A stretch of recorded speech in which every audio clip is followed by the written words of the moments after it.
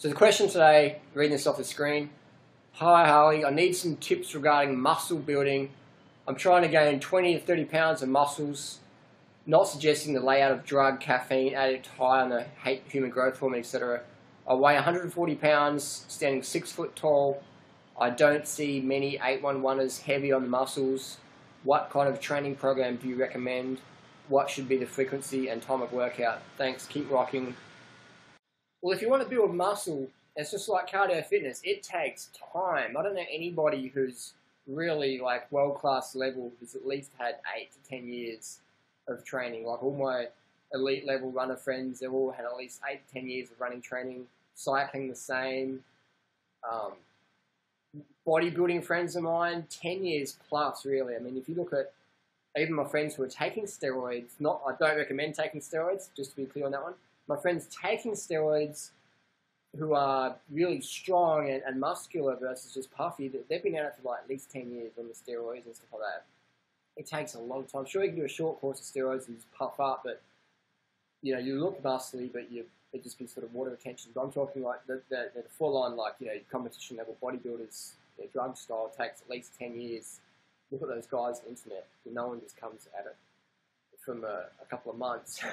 I mean, there's a lot of people in the paleo primal world that say if you do the 30-day primal program or whatever, you'll turn from a couch potato into like some Greek Adonis or some competition level bodybuilder as long as you're taking a primal protein powder or whatever.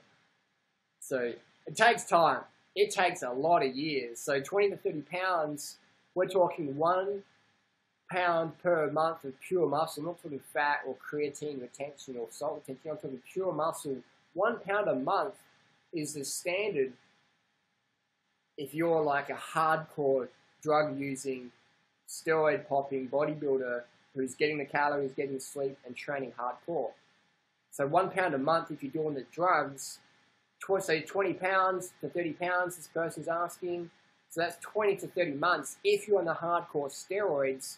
So if you go from 140 pounds to 160 pounds, you're not going to look too much different. You look, you're a bit muscular, but you're not going to look like a bodybuilder. You're not going to look like a strong man. So it's going to take you at least 5 years to put on the 50, 60 pounds to get the sort of, wow, that guy's a bit of a muscle head look. That's with steroids. That's with steroids, and I'm not promoting steroid usage. So 5 years with steroids, so put on the 50 pounds to make the big differences. If your genetics is more predisposed, some people are genetically just, some kids have just got bigger muscles and some kids look more like Kenyan marathons, things like that. So you've got different genetics there. So if your genetics is more like a marathon runner, then maybe having the goal of putting on the 20, 30 pounds of muscle is a realistic goal, 100%. But to look like a competitive level bodybuilder, if your genetics is like a marathon runner, I mean, you've got guys like Robert Cheek. His genetics is like a marathon runner, but he's like a competitive level natural bodybuilder. And it's taken him the years as well, because this guy just does the hard work. Robert Cheek's just a hard work ethic. The guy just doesn't do it for 30 days and give up. He bangs it out for the decades. So definitely you can work with your genetics. You can work with genetics, 100%.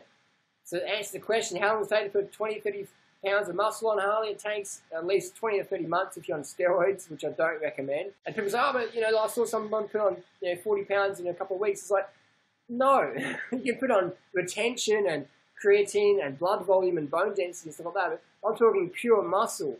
I'm not talking someone who's had a past in bodybuilding and they do like they go into cycling or do a fast or get into running and they drop all their muscle weight down and then they stop the running or the fast and start training again and eating properly and then put them up the size. I'm not talking about that. I'm talking like from someone who's never had, strength before, from going from 0 to up here. That's going to take the 5, 10 years, 100%. It's like, people go, how can you run so fast on such field training? It's because I've got a background in cycling. My VO2 max is already up in the 80s.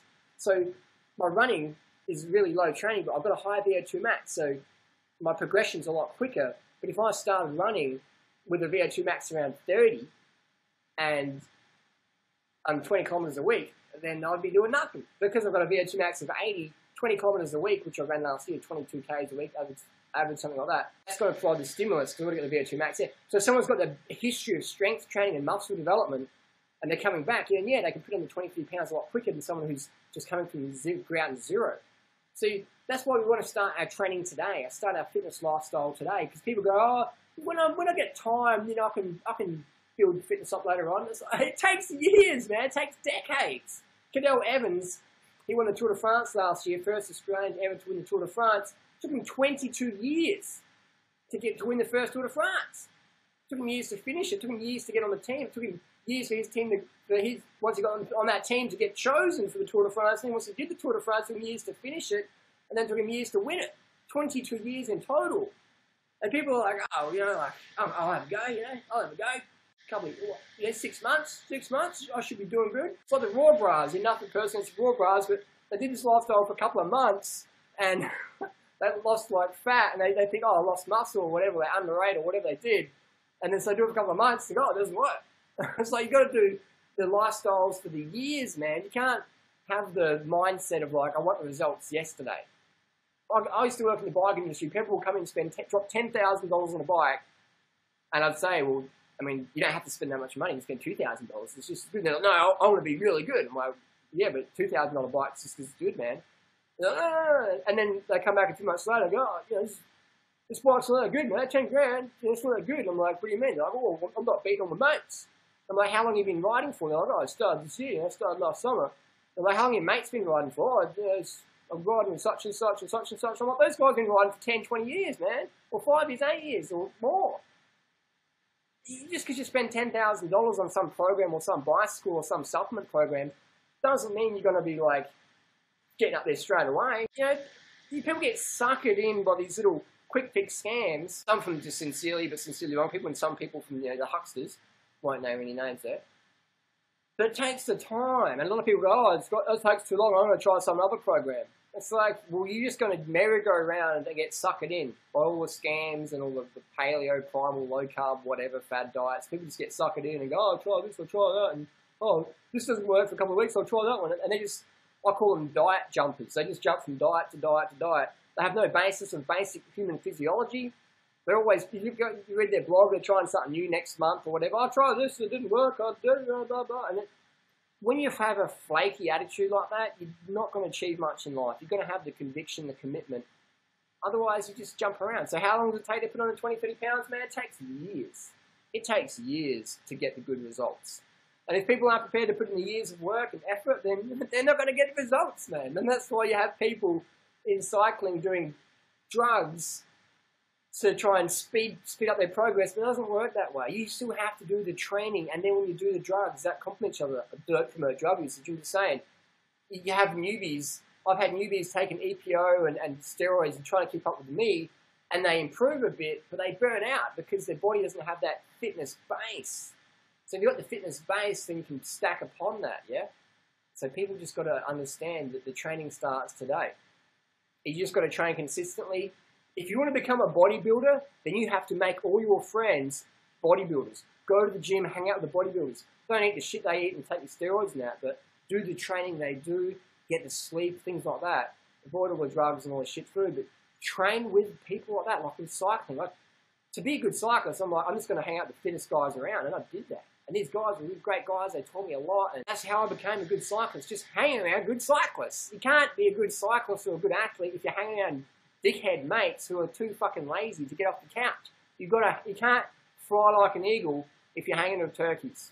Sorry, turkeys. If you want to be good at sport, you've got to hang out with people that can kick your ass in your chosen sport. You want to be a good dancer, hang out with better dancers. You want to be a good runner, hang out with better runners. You want to be a good cyclist, hang out with better cyclists. You want to be stronger, hang out with stronger people. Don't hang around your family and the friends that just go, why are you going exercising again today? Or you're sweating again and you eat too much and you did too much activity and what's wrong with sitting on the couch and fighting your life away watching Jerry Springer rerun? You've got to hang out with quality people. Who you hang around is who you become, whether you like it or not. We always raise the expectations of our peer group. I've been hanging out with some Kenyans in Bangkok here. My running's improving. And I'm not even really training with them that much. I'm just hanging around them, just getting the vibe from them. And my running's just going up. And same in Adelaide, I hang out with some better runners than me. I just hanging around them, just their energy and their beliefs and their expectations, it rises you up. So you've got to hang around better people. That's the #1 rule. Even if you just live in a household with bodybuilders or cyclists, you're going to become better even if you don't train more, because your mindset will just become better. It's all about the mindset as well. Consistency, training consistency, hang around people you want to become. Get enough calories, get the sleep. The training program doesn't really matter too much because there's plenty of free programs in the net. They all work. They all work. So just do something today. Do realistic training. Don't overtrain. Train smarter versus harder. If you're sore, take a day off, things like that. Just ease into it as well. Ease into it. Hope that answers the question. It's a big answer, but it's a big discussion. I could go on and on about that. Bottom line is train consistently. Hang out with better people in your chosen sport. Get the early nights. Get the consistent calories in. If you want to be a big, strong, fit man, you got to fucking pound the calories in. You got to pound them carbohydrates in. Otherwise, you're going to be the 140-pound guy at the gym who looks like the marathon runner, which is fine, which is like me. But if you don't want to look like a marathon runner, you got to fucking eat like a fucking bodybuilder and chew those fucking calories, man. All my bodybuilder friends, 5,000, 10,000 calories a day. They're like, you know, they eat as much as cyclists, but they do a different training. So ease off the cardio. Cardio just strips you right down. If you want to get big, cut the cardio out. If you want to get lean and be a marathon runner, cyclist, cardio up. If you want to get big and strong, cardio down. I don't see people who are doing bench press competitions running 10K races.